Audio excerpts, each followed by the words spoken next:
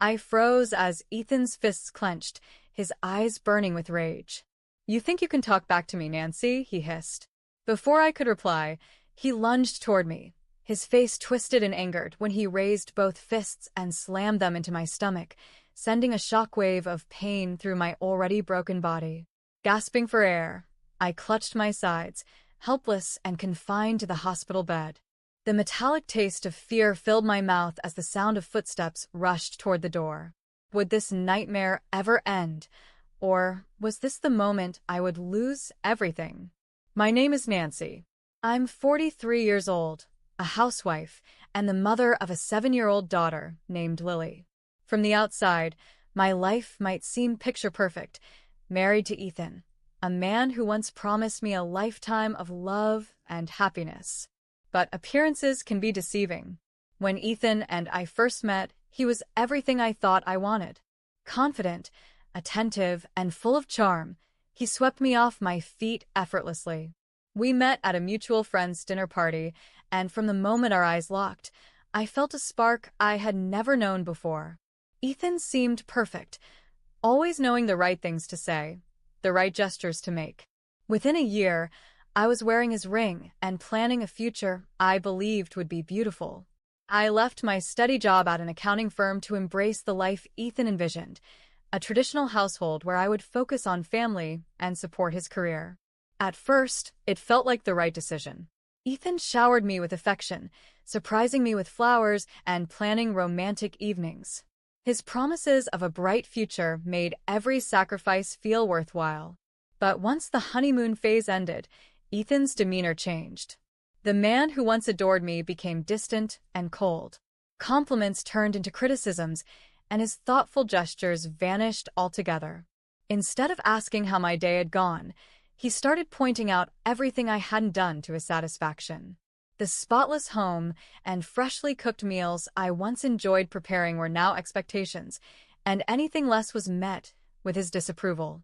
Whenever I tried to express my feelings, Ethan would dismiss me outright. "You're a housewife, Nancy," he'd say with a smug grin. "It's not like you have a hard life." His words cut deep, but I swallowed my pain, telling myself that I needed to stay strong for Lily. My daughter deserved a stable home, even if I had to endure Ethan's growing indifference to provide it. Over the years, I realized the man I had fallen in love with was gone. Ethan had become a stranger, one who no longer saw me as a partner, but as someone to command and criticize. What I once believed was a dream had slowly turned into a nightmare, yet I clung to the hope that someday things might change. Ethan's criticism became a constant in my life, a dark cloud hovering over every moment.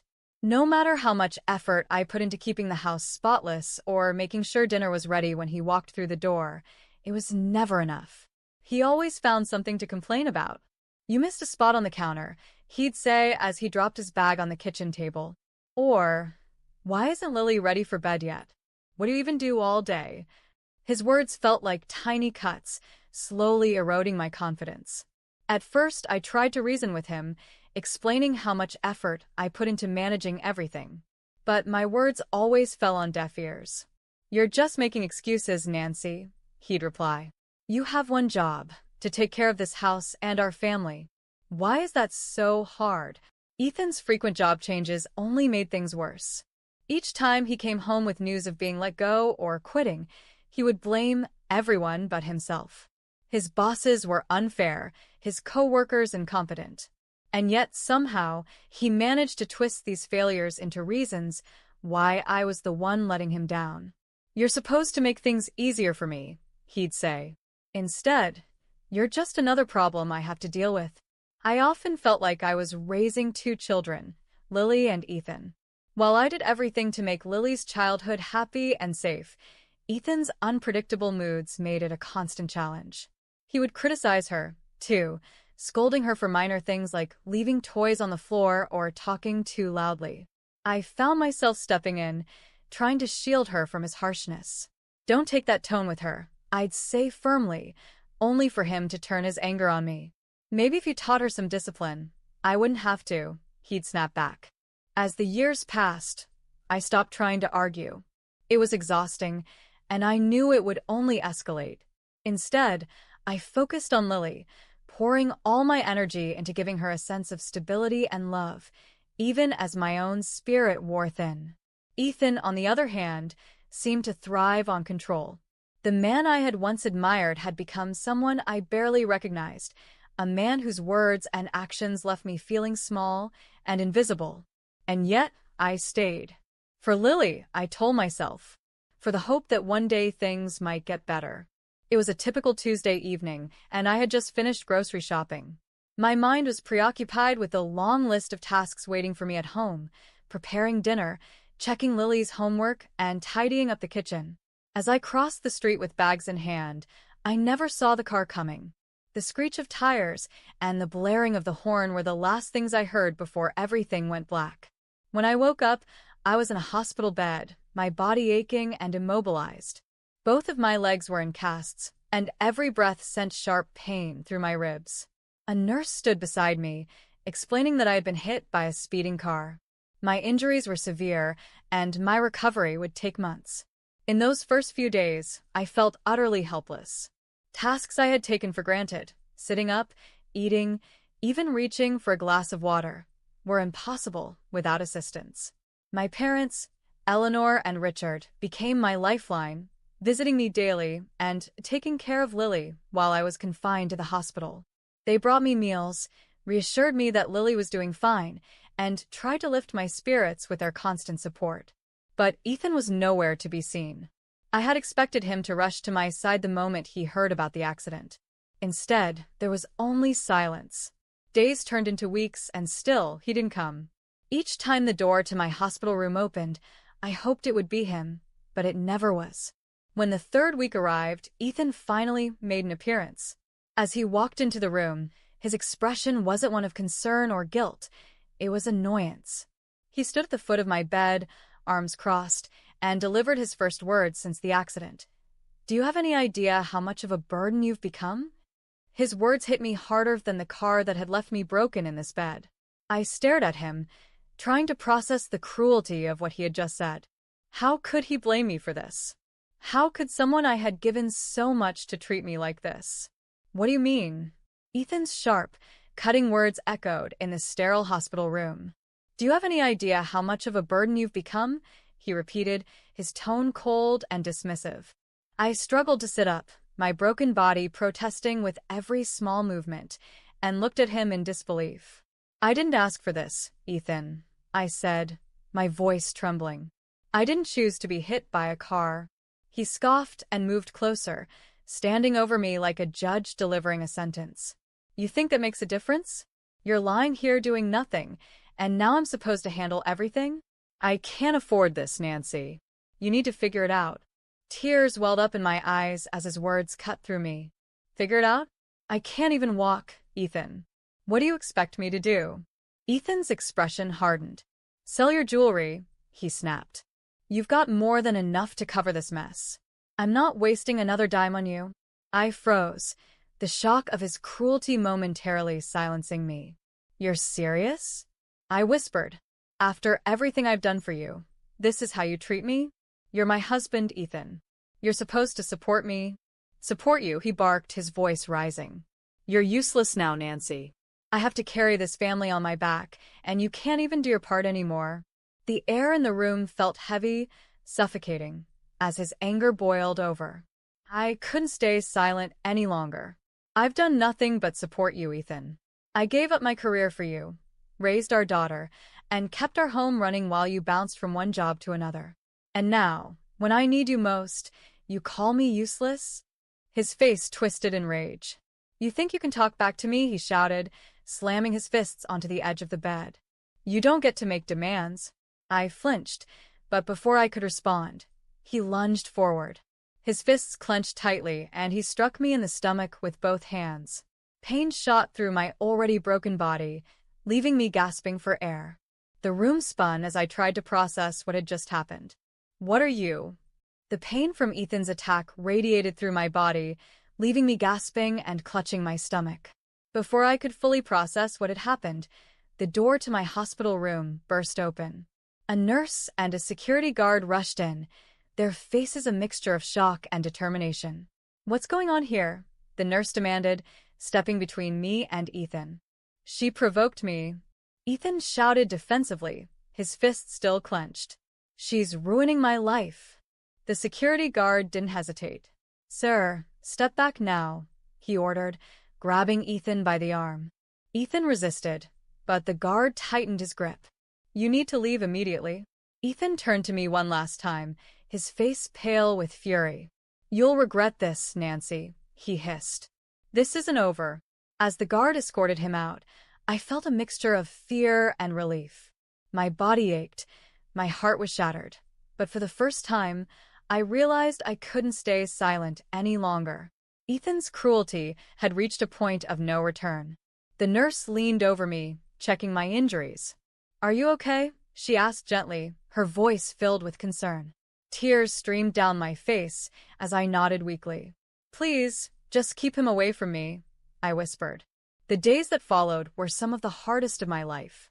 My parents, Eleanor and Richard, stepped in completely, ensuring I was never alone.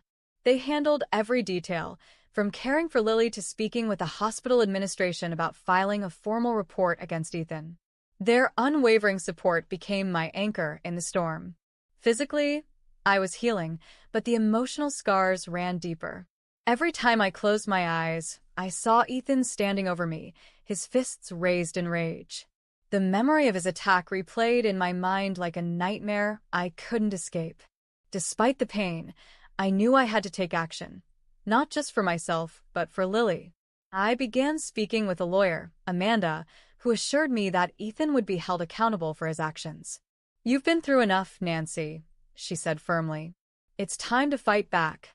For the first time in years, I felt a spark of hope. I wasn't just surviving anymore. I was preparing to take control of my life.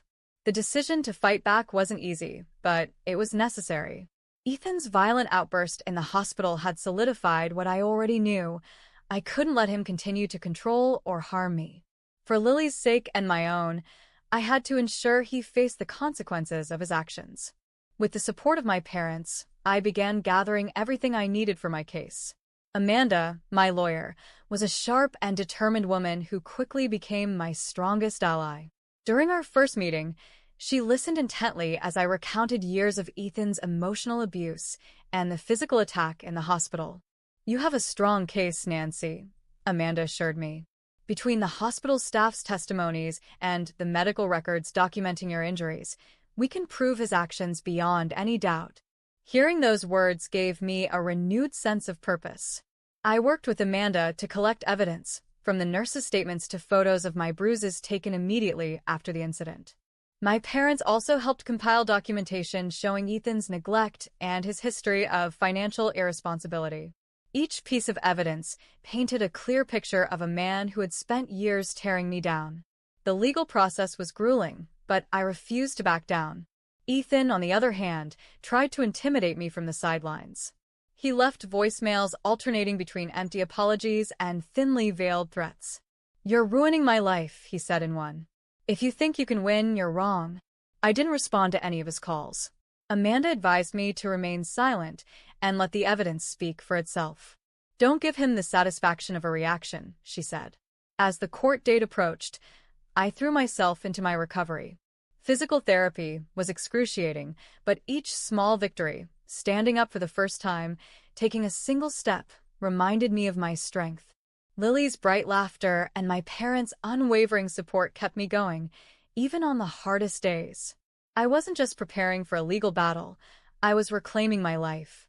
For years, Ethan had stripped me of my confidence and independence. Now, I was determined to show him, and myself, that I was stronger than he ever imagined. The day of the hearing arrived, and I felt a mix of nerves and determination. Dressed in a simple yet confident outfit, I walked into the courtroom with Amanda by my side. My parents sat in the gallery, their reassuring smiles a constant source of strength. Lily, too young to understand the situation, stayed at home with a trusted babysitter. Ethan was already seated at the defense table, his once confident demeanor replaced by visible unease. His lawyer whispered hurriedly in his ear, but his eyes kept darting toward me. The man who had always tried to dominate me now looked like a shadow of himself. Amanda began the case with a clear and precise recounting of Ethan's actions, starting with the assault in the hospital. The nurse and security guard testified, detailing the moment they intervened during Ethan's violent outburst. Their statements were compelling, painting a vivid picture of the attack. Next, Amanda presented the medical records, which documented not only the injuries from the accident, but also the additional bruising caused by Ethan's punches. Photos of my injuries were displayed, and I could feel the weight of the evidence settling in the courtroom. Ethan's lawyer attempted to downplay the incident, calling it a moment of frustration and arguing that Ethan had already apologized. But Amanda wasn't having any of it. She methodically dismantled every excuse, emphasizing Ethan's history of emotional abuse and neglect. "This isn't just about one incident," Amanda said, her voice firm. "This is the culmination of years of cruelty, manipulation, and violence. Nancy has endured enough, and it's time for her to receive justice." When Ethan took the stand, his attempts to shift blame were weak and unconvincing. "She's exaggerating," he stammered. "I've done everything for this family, and she's the one trying to ruin me." Amanda's cross-examination was relentless. She forced Ethan to admit his failures as a husband and father, leaving him visibly shaken. By the time she finished, his defenses had crumbled entirely. After hours of testimony and deliberation, the judge delivered the verdict.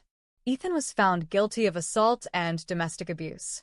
He was sentenced to 18 months in prison and ordered to pay significant fines, including compensation for my medical expenses. As the gavel struck, I felt a weight lift off my shoulders. Justice had been served. As the courtroom gavel struck, signaling Ethan's conviction, a wave of relief washed over me. Justice had finally been served. I left the courthouse with my parents by my side, their reassuring presence a constant reminder that I was no longer alone in this fight. For the first time in years, I felt a sense of freedom to build a life where Lily and I could thrive without fear. Within weeks of the verdict, I found a cozy apartment in a quiet neighborhood. It wasn't large, but it was everything I needed to create a fresh start for us. Each piece of furniture and every decoration felt symbolic of a life reclaimed. Moving into our new home gave me a renewed sense of purpose, and Lily's laughter echoed through the rooms, filling the space with hope. Determined to provide for her and secure our future, I decided to explore something new. One evening, as Lily and I sat watching videos online, an idea sparked in my mind. What if I shared my story, not just the struggles, but the strength it took to overcome them? With my parents' encouragement, I launched a YouTube channel. I started by posting videos about my journey, surviving an abusive marriage, fighting for justice, and rebuilding a life from scratch. My goal wasn't just to share my experience, but to offer hope to others who might be going through similar struggles. I talked about resilience, self-care, and finding joy in small victories. To my surprise, people began connecting with my content almost immediately. Within a few months, my channel grew rapidly. Viewers left heartfelt comments, sharing their own stories and thanking me for inspiring them. Brands reached out for collaborations, and the income one started generating from my channel far exceeded my expectations. For the first time in years, I felt financially independent. The success of the channel allowed me to not only secure Lily's future, but also pursue dreams I had long buried. I began saving for her education and planning fun trips for us, creating memories I hoped she would cherish forever. Our small apartment became a haven of joy and laughter. Every night, as Lily and I cooked dinner together or sat on the couch watching her favorite shows, I felt immense gratitude for the life we had rebuilt. I was no longer the woman Ethan had tried to break. I was stronger, wiser, and happier. And with Lily by my side, I knew our future was bright. Thank you so much for watching and supporting my channel. If you enjoyed this story and found it inspiring, don't forget to like this video. Your support motivates me to share more stories like this. Comment below. I'd love to hear your thoughts and connect with you.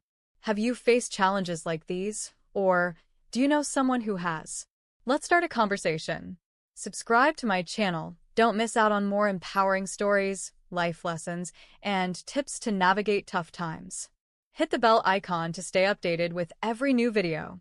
Your support means the world to me. Together, we can build a community of strength, hope, and positivity. Thank you for being a part of this journey. See you in the next video.